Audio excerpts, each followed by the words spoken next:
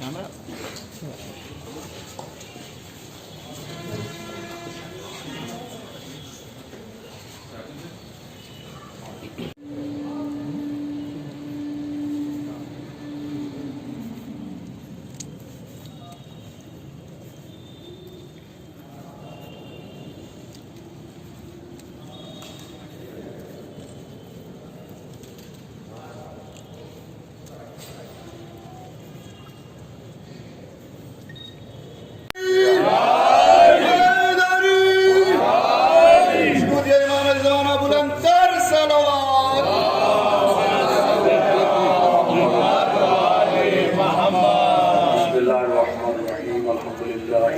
جعلنا من المتمسكين بولایت امیر المؤمنین علی بن ابی طالب علیہ السلام. الحمد للہ الذی جعلنا من المتوسلین ابا الفضل العباس علیہ السلام. ثم الحمد للہ الذی جعلنا من المنتظرین صاحب العصر والزمان اجل اللہ تعالی فرج الشریف. اللہم ایاک نعبد و ایاک نستعین. الصلاة والسلام بتحیت والاکرام علی اشرف الانبیاء والمرسلین وأولادہ الطیبین الطاہرین المعصومین ولعن اللہ تعالی علی اعدائهم اجمعین. اما بعد فقد قال حق سبحانہ تعالی فی کتابہ المجید. بسم اللہ الرحمن الرحیم. ثم اورثنا الکتاب الذین اصطفینا من عبادنا. بآواز بلند صلوات پڑھیں.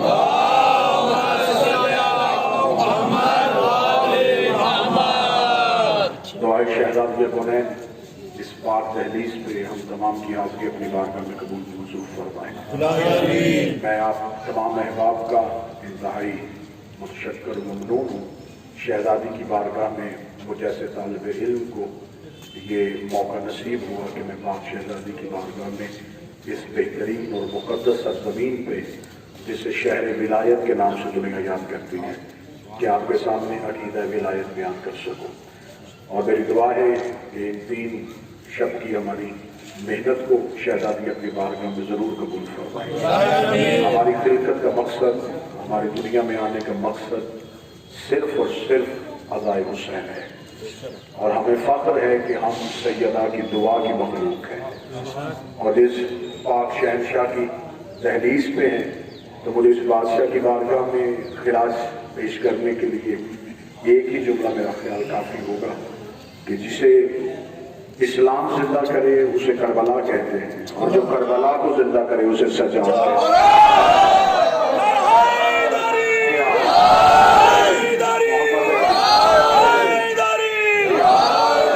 ایک مشہور و معروف شعر جو کہ بڑے صغیر پاکویز میں آنے کو یاد ہے کہ قتل حسین اصل میں مرگ یزید ہے، اسلام زندہ ہوتا ہے ہر کربلا کے بعد. اسے ایک عزادار شاعر نے کچھ تبدیل کیا. اس نے کہا کہ نہیں، ہر کربلا کے بعد نہیں، کربلا صرف ایک ہی تھی جو حسین برپا کر گئے. اس نے پھر قلم اٹھا کے لکھا تھا کہ خوشبو خود دب گئی خاک شفا کے بعد، جنت کا نام آنے لگا پھر کربلا کے بعد. صبر خلیل، ہمت ایوب، تذکرہ یعقوب، یہ سب تذکرے ہیں ذکر شاہ کربلا کے بعد. ہوتا حسین دنیا میں اگر کوئی دوسرا پھر کربلا بھی ہوتی اس کربلا کے بعد. ہوتا حسین دنیا میں اگر کوئی دوسرا پھر کربلا بھی ہوتی اس کربلا کے بعد. اٹھے قبر سے تسلیم یہ روح جوہر کرے، اسلام زندہ ہو چکا بس کربلا. جتنی اسلام کو زندگی چاہیے تھی وہ حسین ابن علی نے عطا کر دی. جس نے اسلام کو زندہ کیا اسے کربلا کہتے ہیں، جس نے کربلا کو زندہ کیا اسے سید الساجدین کہتے ہیں. اس پاک بادشاہ کی دہلیز پہ اگلا سجدہ مودت پیش کرتے ہوئے میں یہ جملہ کہوں گا کہ اس پاک بادشاہ کی جرت اور بہادری کے کیا کہتے ہیں کہ شام میں بیٹھے ہوئے یزید ملعون نے مدینے بیٹھے ہوئے سید الشہداء سرکار حضرت امام حسین سے بیعت کا مطالبہ کیا. شام میں بیٹھ کے یزید نے مدینہ میں حسین ابن علی سے بیعت کا مطالبہ کیا. پورا 1 سال سید الساجدین اس کے زندان میں رہے، اس نے سید الساجدین سے بیعت کا مطالبہ نہیں کیا، اس لیے کہ یزید ڈر چکا تھا اختیار امامت کے ساتھ. اس لیے ہمارے پاکستان کے ایک بڑے اچھے شاعر کا ایک بہت خوبصورت شعر ہے، انہوں نے لکھا تھا بستر جو مخملی تھا اسے خار کر دیا، سونا فرعون شام کا دشوار کر دیا، نیند اس کی باندھ کے زنجیر پا کے ساتھ سجاد نے یزید کو بیمار کر دیا.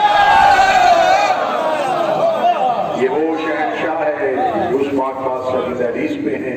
میرے مالک اس خانوادہ کی توفیقات میں اضافہ فرمائے. بالخصوص جناب ہاشم موسوی صاحب کے سجاد کو عباس سے زیادہ بہادر تھے سجاد، ابوالفضل العباس سے زیادہ شجاع تھے سجاد. اس شجاعت کے لیے ایک جملہ میں کہوں گا، شاید ذہن پریشان ہو گئے ہوں کہ جرأت کے سب سے بڑی بلندی کو تو عباس کہتے ہیں، عباس سے زیادہ بہادر کون ہو سکتا ہے؟ سجاد کی جگہ عباس ہوتے تو شاید پہلے ہی موڑ میں مر جاتے. یہ حوصلہ تھا سجاد کا جس نے اسے شام کے بازاروں سے گزار دیا. یہی وجہ سے جب میرا یہی شہنشاہ واپس قیدیں نبھا کے کربلا آئے تھے تو سید الساجدین نے کربلا میں کھڑے ہو کے کہا تھا بابا حسین تیرا ضربے کھانی آسان ہے، علی اکبر سینے پہ برچھی کھانا آسان ہے، چچا عباس دریا پہ بازو کٹوانا آسان ہے، بھیا اصغر گلے پہ تیر کھانا آسان ہے. جب یہ جملے کہے تو ہر لاش سے آواز آئی برچھی آسان ہو گئی، ضربیں آسان ہو گئی، نیزہ آسان ہو گیا، تیر آسان ہو گیا، پامالی آسان ہو گئی. تو سجاد مشکل کیا ہے؟ سید الساجدین کربلا کی ریت پہ گر گئے، رو کے بعد زینب جیسی ماں کو شام کے بازاروں سے گزارا. یہ صرف سجاد کا حوصلہ تھا، اتنا کہنا تھا کہ قبر حسین سے آواز آئی. خوش قسمتی اور سعادت کی بات ہے کہ میں بر صغیر پاک و ہند کی یہ عظیم الشان امام بارگاہ میں اور دنیا شیعت کی ایک بہت قدیم امام بارگاہ میں میرے مالک نے مجھے یہ شرف بخشا ہے، مجھے یہ سعادت بخشی ہے کہ میں شہزادی کونین کی شہادت کے سلسلہ میں برپا ہونے والی ان قدیمی مجالس سے میں پاک آقازادی کی بارگاہ میں خراج پیش کر سکوں. میں انتہائی ممنون ہوں جناب سید عالم حسین موسوی صاحب کا، جناب سید نظر علی موسوی صاحب کا، اس خانوادہ کا. انہوں نے مجھے اس قابل سمجھا کہ مجھے اس پاک ممبر پہ نوکری کی سعادت حاصل ہوئی ہے.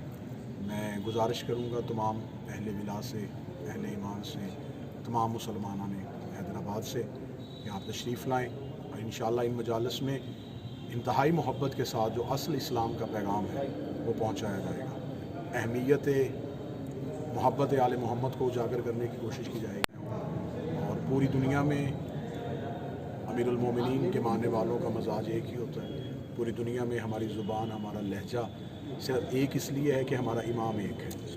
ہم پاک امام کی بارگاہ میں پیش ہوں گے. ہمارا مقصد خوشنودی سیدہ ہے، ہمارا مقصد خوشنودی صاحب العصر ہے. ہم کوشش کریں گے کہ ہم اپنے وقت کے امام کو راضی کر سکیں، ہم شہزادی کی فضیلت اور شہزادی کی مصیبت سے زمانے کو روشناس کروا سکیں کہ شہزادی کی زندگی کے بہت سے ایسے پہلو ہیں جو ابھی تک اجاگر نہیں کیے جا سکے. کوشش میں کروں گا کہ میں شہزادی کی بارگاہ میں بہتر سے بہتر الفاظ کے ساتھ بہتر سے بہتر طریقے سے بیوی کی بارگاہ میں ہدیہ پیش کر سکوں. تمام مومنین حیدرآباد کا شکریہ، آپ نے جس محبت سے نوازا، جس پیار سے نوازا. میں پاکستان بلکہ اپنے آخری سانس تک آپ کی اس محبت کو یاد رکھوں گا. شہزادی کونین اپنی بارگاہ میں آپ تمام احباب کی حاضری کروں. آپ کو حیدرآباد میں کیسا لگا؟ یقیناً میں بہت بڑی ایک خوشی حاصل ہوئی ہے. جیسا سنتے تھے کہ حیدرآباد کے مومنین میں جو جذبہ محبت ہے، جو جذبہ ولایت ہے، وہ مومنین کے چہروں سے نظر آیا. اور یقیناً یہاں پہنچ کے مجھے ایک لمحے کے لیے اجنبیت کا احساس اس لیے نہیں ہوا کہ ہم تمام کی روحوں نے عالم الست میں علی ولی اللہ کا اقرار کیا تھا. تو تمام جب روحیں اقرار کر چکی ہیں تو اب ہمارے جسم دنیا میں ایک دوسرے سے ملتے ہیں. روحیں تو ہماری بہت پہلے یہ عہد ولایت کر چکی ہیں. آپ یہاں کے مومنین کو کیا پیغام دینا چاہیں گے؟